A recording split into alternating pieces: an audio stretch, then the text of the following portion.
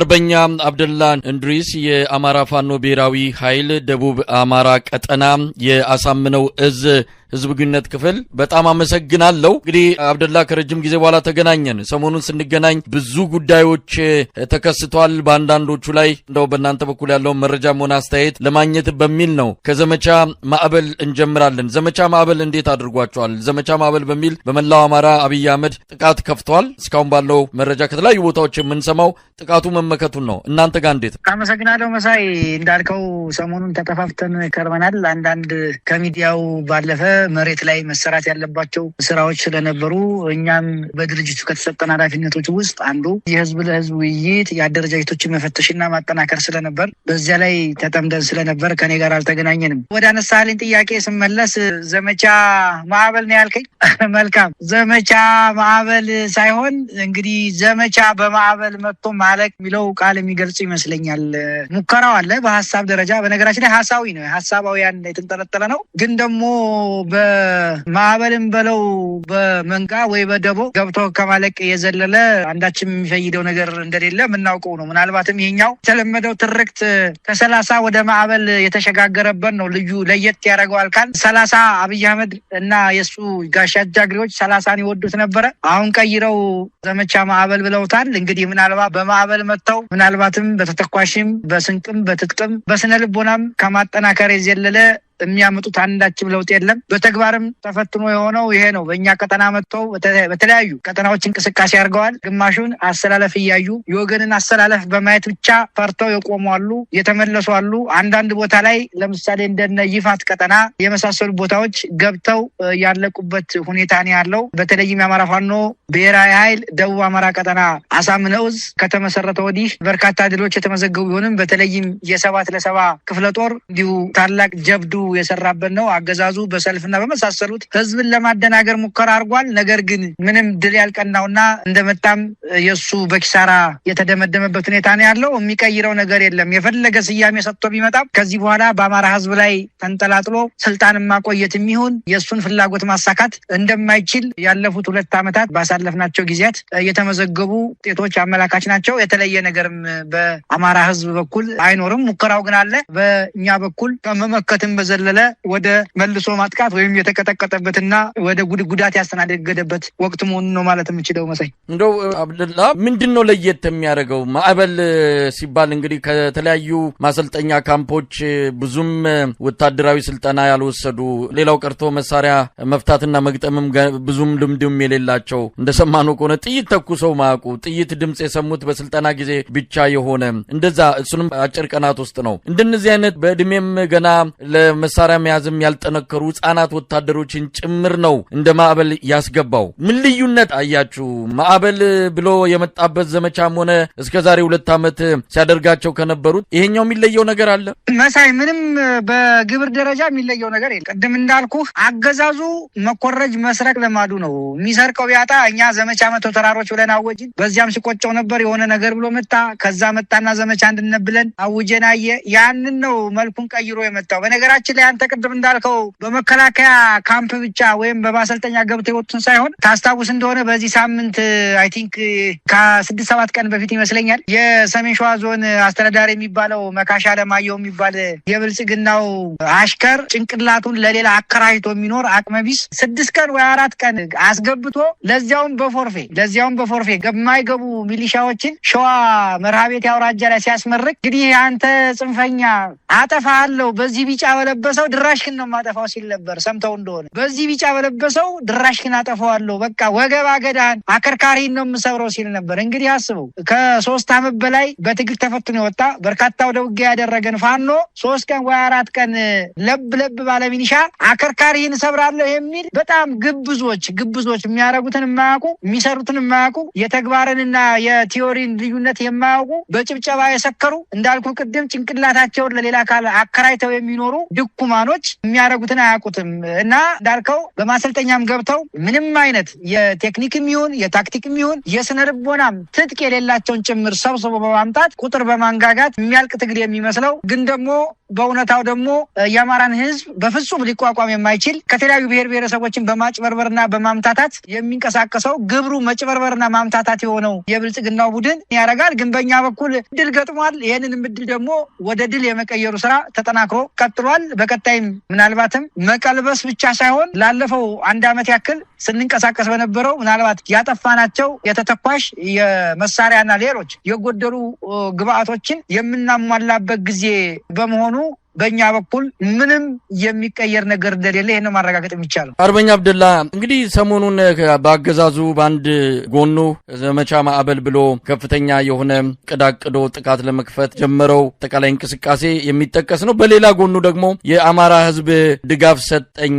የአማራ ህዝብ ከኔ ጎን ነው የሚል መልእክት እንዲኖረው አድርጎ በአስገዳጅ ሁኔታ ያወጣው ሰልፍ ነው። በበርካታ የአማራ ከተሞች ተካሂዷል። ምናልባት ይሄ ሰልፍ ለምን አስፈለገ የሚሉትን ብዙ ምክንያቶችን ልናስቀምጥ እንችላለን። አገዛዙ አቅዷቸው የሚሆን በእነዚህ በአንዱም ይሁን በሁሉም ምክንያቶች ይህን ሰልፍ እንዲካሄድ አድርጓል። ያው አስገዳጅ መሆኑ ምንም ጥርጥር የለም። እነሱም የሚክዱት አይደለም። ሰልፍ እንዲወጣ ማስገደዳቸውን በተለያየ መልኩ ያመኑበት ሁኔታ አለ። ነገር ግን የፈለገው አንደኛ ፋኖ የለም በአማራ ክልል እንዲህ አይነት በየከተማው ሰልፍ እንዲደረግ መንግስትን የሚደግፍ ጽንፈኛውን የሚያወግዝ ሰልፍ ሲደረግ ፋኖ የታለ በእርግጥም የለም የሚል መልእክት ኢትዮጵያ ህዝብም ለዓለም አቀፉ ማህበረሰብም እንዲደርስ ለማድረግ እንደሆነ፣ በሁለተኛ ደረጃ አሁን የጀመረውን ዘመቻ ማዕበልን ከፍተኛ የሆነ ጭፍጨፋ እየፈጸመ እንዳለ በተለይም ሰላማዊ ዜጎች ላይ እያደረገ ያለውን በተለየ ሁኔታ እየፈጸመ ያለውን ጭፍጨፋ እንዳይታወስ እንዲዘነጋ ሰው ያንን አስታውሶ ድምፁን እንዳሰማ አጀንዳውን ለመሸፈንና ለመጋረድ በሚል በተመሳሳይ ወቅት ላይ ማድረግ ስለፈለገ ነው ይባላል።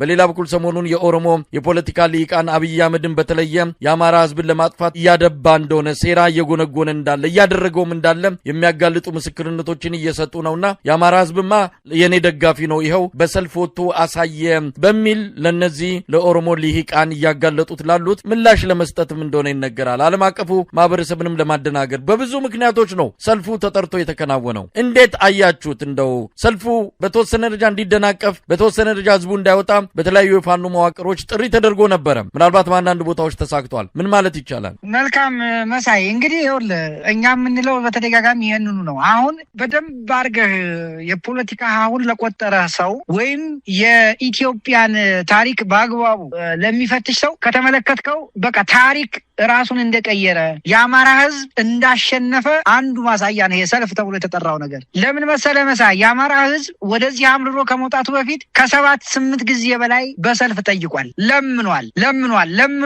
ለምኖ በሰልፍ በመድረክ በተለያየ መንገድ ጠይቋል። አሁን አየህ ያ ልመናው እንደ ፈሪ ተቆጥሮ ወደዛ አምርሮ ወደ ትግል እየወጣው ከዚያም በኋላ ነው። አሁን አገዛዙ ተሸንፎ አቅሙ ጉልበቱ ዝሎ አቅሙ ተንገዳግዶ እንደገና ወደ ልመና ገብቷል። ማን እንደሚለምን ግን አላውቅም። በመሰረቱ ልመና ውስጥ ገብቷል። ዛሬ አይተው እንደሆነ በመሰረቱ ይሄ ሰልፍም አይደለም፣ ሰላማዊ ሰልፍም አይደለም። ሰልፉ እንዴት እንደተካሄደም ስለሚያውቀው በአንደኛ የሰልፉ ተሳታፊዎች እነማን ናቸው ብለህ ካሰብከው በሴፍቲኔትና በተለያየ ነገር በችግር ውስጥ ያሉ ማህበረሰብ ክፍሎችን ጥቅማጥቅማችሁን ከለክላለሁ ጥቅማጥቅም ሰጣለሁ በሚል የተካሄደ ሰልፍ ነው። በአስገዳጅነት በነገራችን ላይ ሰላማዊ ሰልፍ አይደለም፣ በአስገዳጅነት በወታደር በሚሊሻ በመከላከያ በአድማ በታኝ ተገዶ የወጣ ሰልፍ ነው።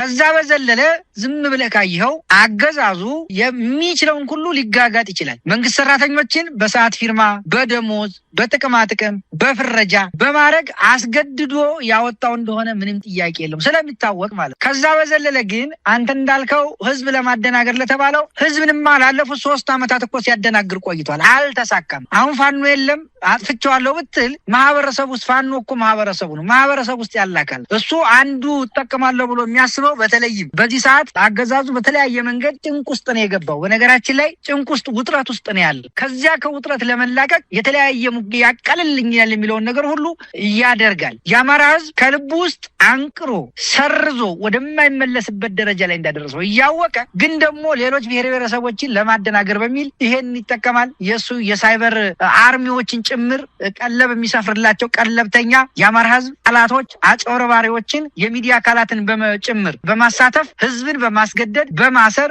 በመደብደብ ጭምር አውጥቶ ያደረገው ነው። ህዝቡ ግን እያንዳንዱ የአማራ ህዝብ ይሄን ትግል ያቃል ብቻ ሳይሆን በመላ ሀገሪቱ በመላው ዓለም ተበትኖ ስለሚገኝ ቤተሰቡ ደግሞ በዚሁ በአማራ ክልል ስለሆነ እያንዳንዱ ኢትዮጵያውያንም ይሁን የዲያስፖራው በለው የትኛው ማህበረሰብ ፋኖ ያለበትን ቁመና ጠንቅቆ የሚረዳ ነው። እሱ ግን በዚያ ደረጃ ነው አንተ እንዳልከው ያመጣው። ሁለተኛ ቅድም በተለይም ከኦሮሞ ወንድሞቻችን ኢሊቶች ዘንድ የሚነሳው ሐሳብ አረጋግጧል አማራ እንደሚጎዳ ብለኸኛል። እውነት ነው። እነኚህ ሰዎች ቢረፍድም በዚህ ሰዓት መድረሳቸው መልካም የሚባል ነው። ገና ብዙ ሚስጥሮች ሊወጡ ይችላሉ። በመሰረቱ ሚስጥሮች ምልህ ለእኛ ሚስጥሮች አይደሉም፣ ለአማራ ህዝብ ሚስጥር አይደለም። ስላወቅነው ነው። የአማራ ህዝብ ስላወቀው ነው ወደዚህ አምርሮ የወጣው። ይሄ አብይ አህመድ የተባለ የዘመኑን ምንድነው በምን እንደሚሰፈር አላውቅም አውቆ ተረድቶ ነው የወጣው። ስለዚህ የተለያዩ ግለሰቦች ማውጣታቸው ጥሩ ነው። በተለይም ይሄንን በአግባቡ ለማጭበርበር ለሚሞክሩት የኢትዮጵያውያን ብሔር ብሔረሰቦች ብሎም ደግሞ ለትልቁና ለሀገር መስራቹ የኦሮሞ ህዝብ ነጩን አውጥተው መናገራቸው ለዚያ የሚፈይደው ፋይዳ አለ። ለአማራ ህዝብ ግን እንዳልኩህ ምናልባት አውቆ የተኛ ካልሆነ በስተቀር የአማራ ህዝብ አዲስ የሚሆን እንግዳ የሚሆን መረጃ የለም። በነገራችን ላይ አሁን የሚወጡት ጥያቄዎች የሚነገሩት ንግግሮች መረጃ ሚስጥር ተብለው ለአማራ ህዝብ ሚስጥር አይደለም። ይሄ ግልጽ ስለሆኑ ነው የአማራ ህዝብ ጭቅሌን ጨርቄን ልጆቼን ሳይል ጠቅልሎ የወጣው ወደ ትግል የተቀላቀለው ይሄንን ስለሚያውቅ ነው። ስለዚህ ሰሞኑን የተነሳ የነበረው በእኛ በኩል በፋኖም ይሁን አጠቃላይ ይህን ህዝብ በሚደግፍም ይሁን በሚመራ በሚያስተባብር ይሁን አጠቃላይ ሁለቱም በሚከታተል በእውነተኛ ቦታ ላይ አዲስ ነገር አይደለም። ምንም የተባለ ነገር የለ። የሆነውን እናውቃለን። ማን እንዳደረገውም እኛ ጠንቀን ስለምናው። ከዛ በዘለለ ግን በትናንትናውም ይሁን በዛሬው የቀረበው የብልጽግና በወታደር አስገድዶ ያወጣው ሰልፍ የሚመስል ግን ደግሞ ሰላማዊ ያልሆነ ፍጹም የሰላማዊ ሰልፍን መርህ ያልተከተለ በመስፈርትም ደረጃ የማያሟላ ህዝብን አስገድዶ የወጣበት ነው። በሌላ መንገድ ደግሞ ካየው የአማራ ህዝብ ይሄን ትግል ሙሉ በሙሉ ማሸነፉን አገዛዙ እንደገና ወደ ልመና ተዘቅዝቆ ተገልብጦ የአማራ ህዝብ ይውልኝ እኔ ደግ ነኝ እኔ ጥሩ ነኝ የሚል ሁኔታ ታያለ። ከዚህ ጋር በተያያዘ ይሄንን ሲያስተባብሩ የነበሩ ጭንቅላታቸውን ያከራዩ ባዶዎች ከአማራው ማህፀን የወጡ የክፋት የሴራ የአማራ ህዝብ ደመኛ ጠላቶች ጭምር ያስተባብሩት እንደሆነ እናውቃለን። ግን ደግሞ እንደ ፋኖ የሚሆን እንደ አማራ ህዝብ ይሄ ጉዳይ በእጅጉ የምንረዳው የምናውቀው ነው። ይሄ ሊሆን የሚችልም ተገማች በመሆኑ በእኛ በኩል ብዙም ትርጉም አልሰጠነው። መሳይ እንደው ለብዙ ጊዜ የምለዋል ለአብይ አህመድ ድጋፍ በአማራ ክልል ሰልፍ ሲደረግ በሬ ካራጁ ይውላል የሚለው ተረት ብቻ የሚገልጸው አይደለም። ብዙ ጊዜ በማነጻጸሪያነት የምጠቅሰው የናዚው መሪ አዶልፍ ሂትለር ፎቶግራፉን ቲሸርቱን ለብሰው በኢየሩሳሌም ወይም በእስራኤል አንድ ከተማ ላይ ሰልፍ የማድረግ ያለ የሚታይ ነው። ሰው ጨፍጫፊውን ሰው በዚህ ደረጃ አጠፋለው ያለውን አምባገነን አገዛዝ ደግፎ ሰልፍ ሊወጣ በፍጹም አይችልም። ሰማይ ምድር ዝቅ ቢል እንደዚህ አይነት ነገር ፈጽሞ የሚደረግ አይደለም። የሆነው እንዴት እንደሆነ ይታወቃልና እንዶ አብደላ በዚህ አጋጣሚ ይህንን ከአብይ ጋር ሆነው የሚያስፈጽሙ ለአብይ ኮርቻ ሆነው ለአብይ ፈረስ መደላደያ ሆነው የአማራን ህዝብ ለባርነት አሳልፈው የሚሰጡ ከአማራ ማህፀን የተገኙ በነገራችን ላይ ሰሞኑን አብይ አህመድ ላይ የኦሮሞ ልሂቃን በአንድ ድምጽ እያጋለጡትን ያሉት ይሄ ሰውዬ ለኦሮሞም ለአማራም አይጠቅምም ለኢትዮጵያ ህዝብ አይጠቅምም ብለው ሲያጋልጡት ከኦሮሞ በላይ አብይ አህመድን እየተከላከሉ ያሉት በሚዲያውም ዲጂታል ሚዲያም ሆነ በትልልቆቹ ሚዲያ በተለያየ መልኩም እየተከላከሉ ያሉት ከተቃዋሚም ነን ከሚሉትም ሆነ ከብልጽግናም የአማራ ተወላጆች ናቸው። እንዴት አይነት ነገር ነው? እንዴት አይነት ነገር ነው እየሰማን ያለ ነው? የአማራን ህዝብ ለማጥፋት በተግባርም እያሳየም ያለን ሰውዬ ከበው አትንኩት የሚሉ የአማራ ተወላጆች መኖራቸውን ስትሰማና ስታውቀው እንደው ምን ተሰማ? መልካም እንዳልከው ትክክል ነው። ይሄን ነገር እንከታተላለን። እነዚህ ሰዎች ግን አማራዎች አይደሉም። እነዚህ ሰዎች ጭንቅላታቸውን ለሰው በላ ስርዓት አከራይተው የሚኖሩ ምንድነው ሮቦቶች ናቸው። ሮቦት ተራ በቃ ምንም ግዑዛን ናቸው። እነዚህ አማራዎች ልትላቸው አትችልም። በሁለተኛ ደረጃ አማራነት በራሱ ምንድነው የሚለው ደግሞ መታየት መቻል አለበት። እነዚህ ሰዎች አማራ ሊሆኑ አይችሉም በፍጹም። ዝም ብሎ ይሄ ባንዳ የምትላቸውም አይደሉም። ምክንያቱም እኔ ባንዳ ራሱ እኔ ልክ ያለ ይመስለኛል። በዚህ ዘመን አማራ ሆኖ ለአብይ አህመድ አሊ መደራድል ወይም ደግሞ ስልጣን ማስቀጠያ መቀመጥ ማለት እኔ እውነቱን የምነግርህ ቃላት ባንዳ የሚል ነገር አይገልጻቸውም። ምን አይነት ቃል እንደሚፈለግ ራሱ እንግዲህ ለቋንቋ ልሂቃን መተውን ያለብን ከባንዳነት በላይ ስለሆኑ ማለት ክህደት ካዲ ምናምን የምትላቸው አይደሉም። እነዚህ ቃላቶች አይገልጿቸው። ምክንያቱም በአይንህ እያየህ በአይንህ ሁሉን እያየህ እየነገርሁ ጭምር በቃ ብይ ሆይ ሻመት ንገስ ካልክ እንግዲህ በምን ቃል እንደሚጠቀስ አላውቅም። ስለዚህ እንደው ከተቻለ ይሄንን እነዚህን ሰዎች በትክክል ካራክተራይዝ የሚያደርግ የሚያስቀምጥ ቃላትን እንደው የአማርኛ ቋንቋ ልሂቃን ብያኔ ቢሰጡበት ብዬ ነው የምለው። ነገር ግን እንደው እነዚህ ሰዎች ምናልባትም በቀጣይ ይመለሳሉ ብላ የምትላቸውም አይደሉም። የአማራ ህዝብ እንደው ድል ገጥሞት ፍርድ አደባባይ አቁሟቸው የሚታይበት ቀን እንዲመጣ ፈጣሪን ከመለመን ውጪ እነኝህን ሰዎች በቃላት ደረጃ ልትገልጻቸው የምትችላቸው አይደሉም። በዘመናት በምንም ይሄ ብለህ የምትላቸው አይደሉም። እየነገርከው ጭምር እያየ ባይኑ ጭምር ህሊናውን እኔ ክራይም አይደል ከክራይም በላይ ነው። በቃ እነሱ ጭንቅላታቸው ሙሉ በሙሉ አከራይተው ቦቦት ሆነው ተቀምጠዋል እንኳን ለማለት የምትቸገርበት ሁኔታ ነው ያለው። ስለዚህ እነኚህ ሰዎች ጋራ የሚኖርህ ግንኙነት እነኚህ ሰዎች ጋራ አብረህ ከነሱ ጋር አማራ ብለህ የምትጠራበት ነገር እጅግ በእጅጉ የሚያሳፍር በመሆኑ እነኚህ ሰዎች ለመግለጽ በእውነቱ ዛሬ ላይ ሆኜ ቃላት ስለሚቸግረኝ እንደው በዚህ ቋጨው ነው የሚሻለው። አርበኛ አብደላ እስቲ ወደ እናንተ እንምጣ። የአማራ ፋኖ ብሔራዊ ኃይል ከተቋቋመ በኋላ እንግዲህ ብዙ ነገሮችን ያደረጋችሁ በጋራ ብዙ ስራዎችን እየሰራችሁ እንዳለ ይታወቃል። በቅርቡም የጋራ ስያሜ አውጥታችሁ ይፋ አድርጋችኋል። ነገር ግን የአማራ ፋኖ ብሔራዊ ኃይል የጎጃም ቀጠና አመራሮች በዚህ ላይ እኛ የለንበትም የሚል ምላሽ ሰጥተዋል። ስለዚህ የስያሜው ነገር በአራቱም ቀጠናዎች በኩል በሶስቱ ስምምነት አግኝቶ በአንድ በጎጃም ቀጠና ባሉት ስምምነት ያገኘ አይመስልም። ለማንኛውም ይሄ ጉዳይ በምን መነሻነት የተፈጠረ ነው? እንግዲህ ገና መቋቋሙ ነው 3 ወራት 2 ወራት ቢሆነው ነው። በዚህ ጊዜ ውስጥ እንዲህ አይነት የልዩነት መስመር እየመጣ ከሆነ ይሄ የሚፈለገው በናፍቆት ሲጠበቅ የነበረው እናንተም ቋራ ላይ ቃል ኪዳን ፈጽማችሁ የአማራን ሕዝብ ትግሉንም የሚደግፍ በሙሉ ብስራት ያሰማችሁበት ክስተት ብዙም ደስታው ከውስጥ ሳይወጣ ከእንደገና በእንደዚህ አይነት መልኩ መምጣቱ ቅር ያሰኛቸው ወገኖች ቀላል አይደሉም። እስቲ እዚህ ላይ ምን ማለት ይቻላል? አመሰግናለሁ መሳይ። እንግዲህ የአማራ ፋኖ ብሔራዊ ኃይል አንተም እንዳልከው ቋራ ላይ ተመስርቶ በመሪዎቹም ደረጃ ይፋ ሆኗል። ከዛ በፊትም ለ48 ቀናት ያክል ዘመቻነት ታውጆ በመሪዎቹ አማካኝነት ነው የታወጀው። ለዚያም እንግዲህ ሴንትራል ኮሚቴ ወይም ደግሞ ሴንትራል ኮማንድ ተዋቅሮ 13 አባላት ያሉት የስራ አስፈጻሚ አባል ያለው እንዲሁም ደግሞ በዘርፍ አመራር እንደሚመድቡ የተለያዩ መመሪያና ደንቦች